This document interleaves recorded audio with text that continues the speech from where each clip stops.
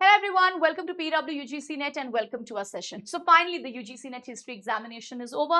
अब एग्जामिनेशन खत्म होने के बाद एक चीज जो हमारे दिमाग में हमेशा होती है which is पेपर का कट ऑफ कितना होगा, ठीक है ना. I know it is too early to give the cut off क्योंकि हमारे पास अभी पेपर नहीं है एंड जो भी हमने एनालिसिस किया है, जो भी कट ऑफ आपको दिया जाएगा that is all based on the memory of students, the way they have analysed the paper and जो भी उन्होंने अभी क्वेश्चंस और लेवल जो है वो शेयर किया है. तो after speaking to so many students एक चीज जो बहुत ही क्लियर है, इस कुछ लोगों को पेपर इजी लगा but maximum people have said कि पेपर मॉडरेट टू डिफिकल्ट था. बहुत सारे स्टूडेंट्स ने एक्चुअली पेपर को डिफिकल्ट ही बोला है. अब कीपिंग दिस इन माइंड कि चलो पेपर मॉडरेट टू डिफिकल्ट है and may be on a difficult level according to some students as well, ये कट ऑफ मैं आपको एक टेंटेटिव बताती हूँ क्योंकि मुझे पता है बहुत टेंशन होगी क्योंकि पेपर आएगा 10 12 15 दिन बाद. अब तब तक जो है we will keep over thinking, पता नहीं होगा नहीं होगा. तो मुझे ऐसा लगता है कि ये जो कट ऑफ एनालिसिस है टेंटेटिव है, ये आपको एक आइडिया जरूर दे देगा. ठीक है, so this is just to give you an idea कि देखो भाई मोर और लेस इसी रेंज में हो सकता है. ठीक है, बट एक बार पेपर आएगा then I will be able to help you more better and फिर हम थोड़ा सा और एप्ट कट ऑफ एनालिसिस कर सकते हैं.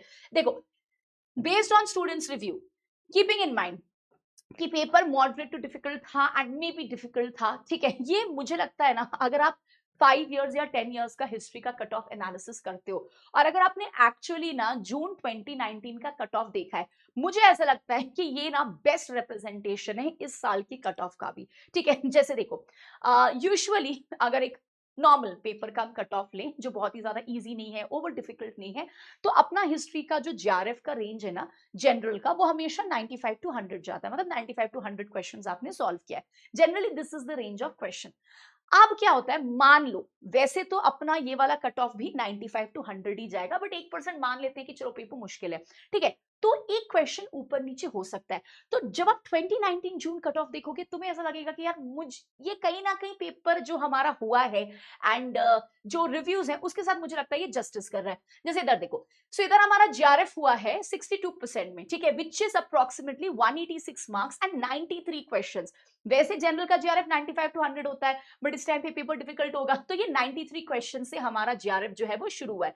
ठीक है, सो मुझे लगता है अगर डिफिकल्ट है पेपर तो इससे नीचे तो देखो जीआरएफ नहीं जाएगा कभी. 90 क्वेश्चन पे जनरल पे आपका जीआरएफ तो होगा ही नहीं, तो 93 अब हम पकड़ सकते हैं जीआरएफ के लिए, विच आई थिंक इसमें कोई प्रॉब्लम नहीं होना चाहिए. 95 यूजुअली होता है, चलो अगर 1% एक्चुअली डिफिकल्ट है पेपर तो ये 93 पे हो जाएगा. ठीक है, तो ये रेंज जीआरएफ का मुझे लगता है सेम जो आप यहाँ पे देख रहे हो. ठीक है, नेट मिला हुआ है 54.67% में विच इज 82 क्वेश्चन 164 मार्क्स. ठीक है, फिर इधर आओ, फिर अगर आप यहाँ पे देखो ना ओबीसी, तो ओबीसी में 87 हमारा 58% में निकला है GRF which is 87 questions and 174 marks. ठीक है, अब अगर आप इनका नेट देख रहे हो तो इनका नेट निकला है 50% में which is 150 marks and 75 questions. अब इस समय ईडब्ल्यूएस कैटेगरी नहीं था, तो ईडब्ल्यूएस वाले अपना स्कोर कैसे डिसाइड करेंगे. देखो, यूजुअली ओबीसी एंड ईडब्ल्यूएस जो है कई बार स्टार्टिंग में इनका कट ऑफ सेम था but usually OBC and EWS के कट ऑफ में 2 नंबर ऊपर नीचे रहता है. फॉर एग्जांपल मान लो अगर ओबीसी 174 है, ठीक है 174 स्कोर है, तो आप ऐसे मान के चलो कि ईडब्ल्यूएस का 176 हो जाएगा, ऐसा आप मान के चलो. ठीक है, यूजुअली यही हमारा ट्रेंड है. ठीक है, सो जैसे अगर इनका 87 क्वेश्चंस है तो आपका 88 89 क्वेश्चंस बनेगा इस तरीके से. ठीक है, so that is the ideal range कि जो भी ओबीसी का हमारा नंबर है ईडब्ल्यूएस में आप +2 जो है वो ऐड कर लो. ठीक है, फिर देखो, फिर आ जाओ SC and ST. Again there will be lot of cut off जहां पे आप एससी एसटी का सेम मार्क्स देखोगे. जैसे ये कट ऑफ में देखो, इन दोनों का 54 में जीआरएफ निकला है विच इज 81 क्वेश्चंस आपका सही है, 162 आपका स्कोर है. नेट भी देखो इन दोनों का बिल्कुल सेम है 46.67 विच मींस कि आपने 70 क्वेश्चन सही किया है, 140 तुम्हारा मार्क्स है. लेकिन रिसेंटली जब आप एनालिसिस देखोगे तो एससी और एसटी के स्कोर में भी 4 मार्क्स ऊपर नीचे होता है स्पेशली इन जीआरएफ. तो जैसे मान लो अगर हम ये लेते हैं कि जैसे फॉर एग्जाम्पल एसटी का 162 है तो एससी का 4 मार्क्स ज्यादा होगा, तो दिस वुड बी लाइक से 166. ऐसे करके आप देखना. ठीक है, तो देखो इनके मार्क्स, जैसे फॉर एग्जांपल मान लो अगर एसटी का नंबर ऑफ जो स्कोर है वो 160 पे होता है ना, तो एससी का उस पर आप 4 नंबर ऐड कर लो विच इज 164.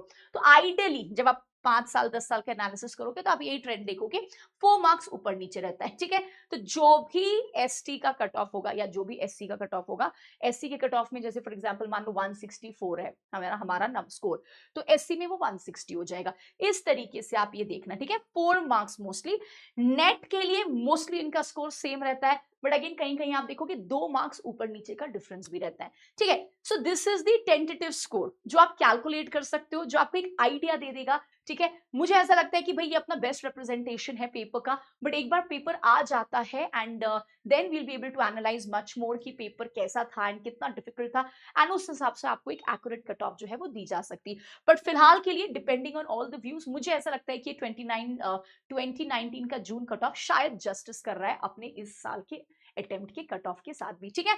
चलो, सो इस हिसाब से आप स्कोर अपना कैलकुलेट कर लो। मैंने नंबर ऑफ क्वेश्चंस, कितने आपके परसेंटेज है एंड कितना स्कोर है, ये सब साइड में लिख दिया है। रिमेंबर, एसटी एससी जब आप कर रहे हो तो यहाँ पे 4 मार्क्स का ऊपर नीचे फर्क पड़ेगा, and net is mostly the same या 2 मार्क्स ऊपर नीचे। सेम अगर आप ओबीसी ईडब्ल्यूएस कर रहे हो तो ईडब्ल्यूएस ओबीसी से +2 मार्क्स आप उसमें कर लेना, ठीक है।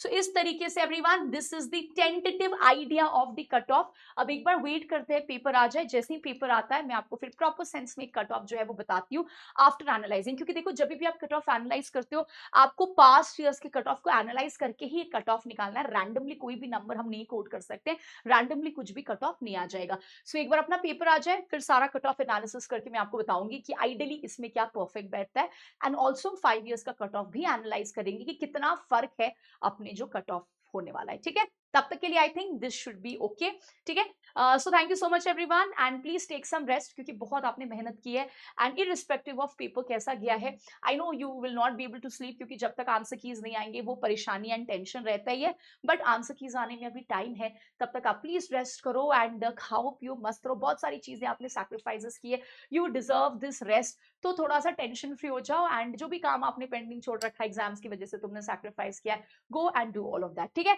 चलो, thank you so much, and irrespective of आपका पेपर कैसा गया है, डोंट वरी, ठीक है। लेट अस सी, एक बार कट ऑफ आने दो, देखते हैं क्या पेपर है, कितना मार्क्स आ रहा है, उसके हिसाब से फिर हम सारा कुछ जो है वो एनालाइज करेंगे, ठीक है। तब तक के लिए take care of yourself and all the very best.